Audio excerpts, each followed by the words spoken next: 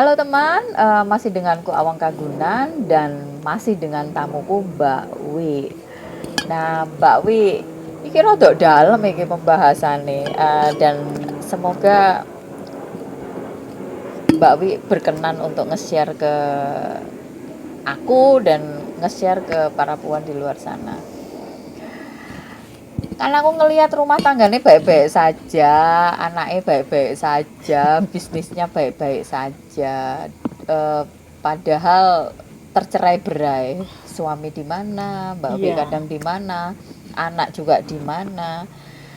Dan iso bertahan lebih dari 20 tahun piro saiki 27. 27 tahun pernikahan dan kelihatan, kan aku sih guru ngerti ya, kelihatannya baik-baik saja, bahagia-bahagia saja, guyang-guyu saja. Benar begitu? Ada percikan-percikan api kecil yang memang harus kita sembunyikan. Oh begitu. Ya, memang kita harus pamer kebahagiaan, jangan pamer kesedihan. Itu Uh, nggak baik. Ojo pamer kesedihan, orang juga udah punya kesedihan Iya, sendiri. banyak orang punya masalah masing-masing, kenapa harus kita tambahin dengan masalah kita? Jadi kita tetap, meskipun di depan anak juga saya sembunyikan percikan api itu. Masalahnya harus kita hadapin berdua aja udah, gitu. Harus selesai gitu. Harus selesai. Nggak boleh berlarut.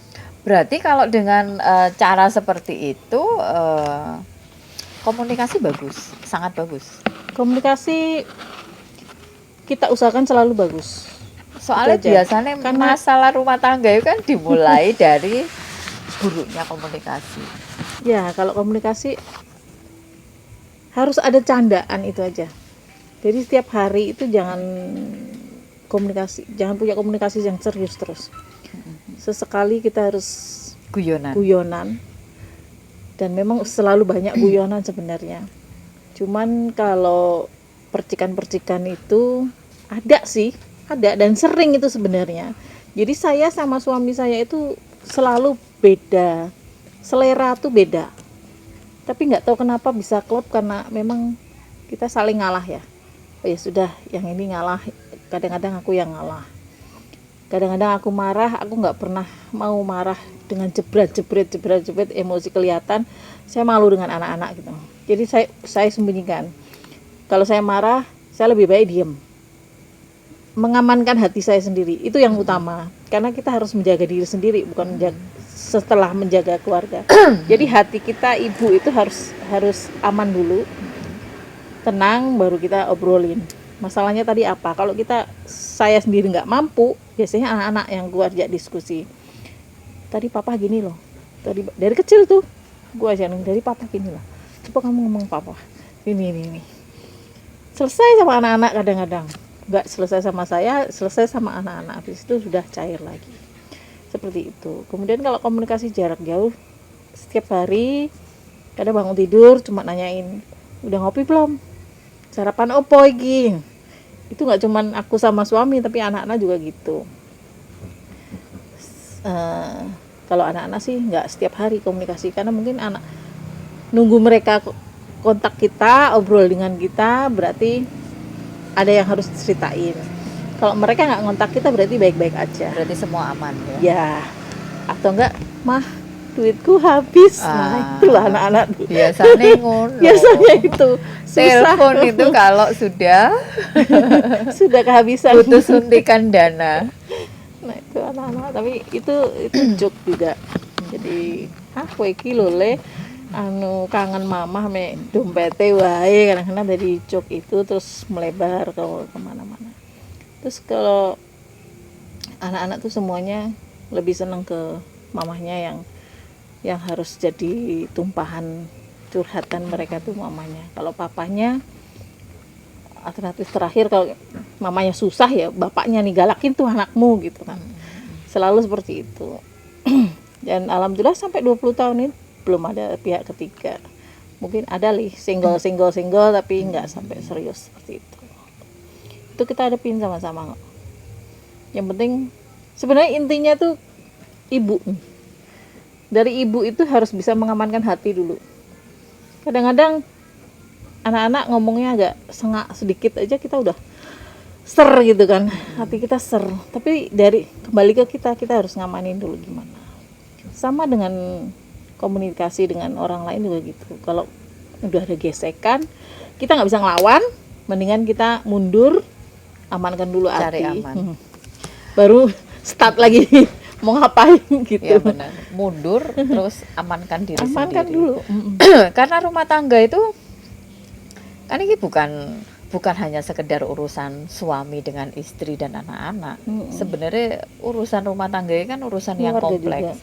Karena ada suami, ada istri, ada anak, ada orang tua kita, ada mertua Mertua kita, kita. belum lagi adik-adiknya dan segala macam. Jadi kan ini sebenarnya permasalahan, kalau misalnya di situ ada permasalahan, akan jadi permasalahan yang kompleks, di mana kita harus benar-benar bisa melakukan penyesuaian. Iya, benar. Nah, tidak semua perempuan bisa seperti itu dan tidak semua laki-laki bisa seperti itu. Tapi intinya ada di komitmen kita berdua kok.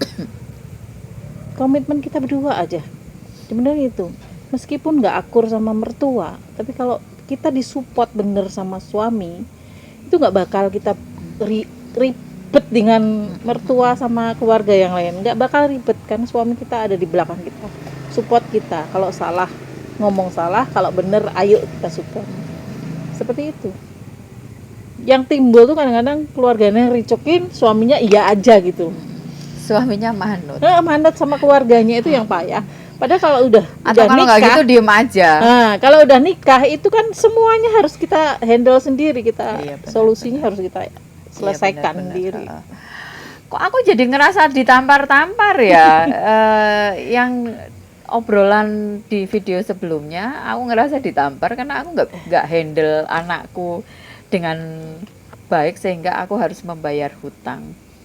Terus ini juga aku ngerasa tertampar lagi karena aku juga rumah tanggaku gagal. Ya mungkin karena kesibukan ya. Kalau aku kebetulan sama suami itu nggak terlalu sibuk, meskipun suami saya pejabat sekarang nih, aku pun nggak terlalu sibuk, masih bisa berbagi waktu untuk anak-anak. Intinya itu, kalau udah sibuk aku yang ngamuk nih. Kalau suami udah sibuk 24 jam nggak bisa diajak ngobrol, ngamuk saya.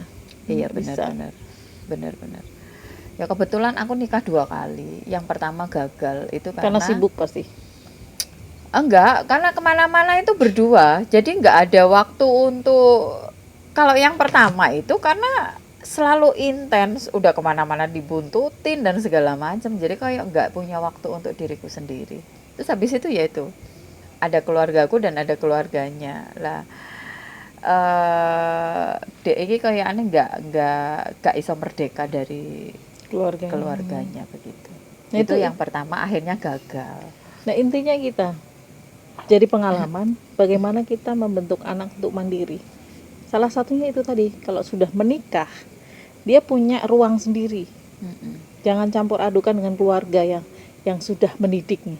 Bapak ibu tuh sebenarnya nggak boleh ikut campur anaknya sama menantunya sama cucu-cucunya seperti apa, nggak boleh.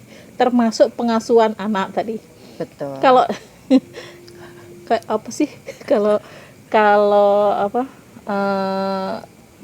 bapak ibu kaya anak jadi raja, kalau anak kaya bapak ibu jadi babu. Intinya kan gitu kan, kita nggak mau seperti itu.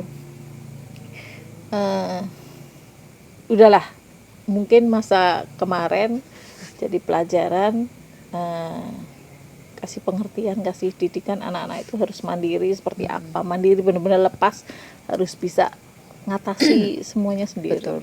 Betul. Dan akhirnya dari apa yang terjadi pada kehidupanku, pada kehidupan kami ya,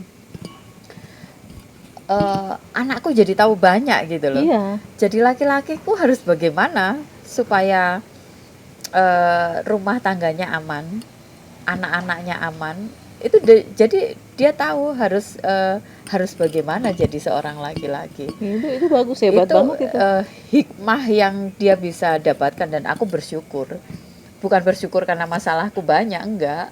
Akhirnya anakku mempunyai insight, mempunyai perspektif sendiri atas kehidupannya ke depan gitu. Oh, berarti jadi laki-laki harus begini, aku besok harus begini, aku besok harus begini. Supaya apa? Supaya yang aku alami dan supaya yang dia alami, yang dia rasakan itu tidak berulang nanti di rumah tangganya. Nah, itu keren banget.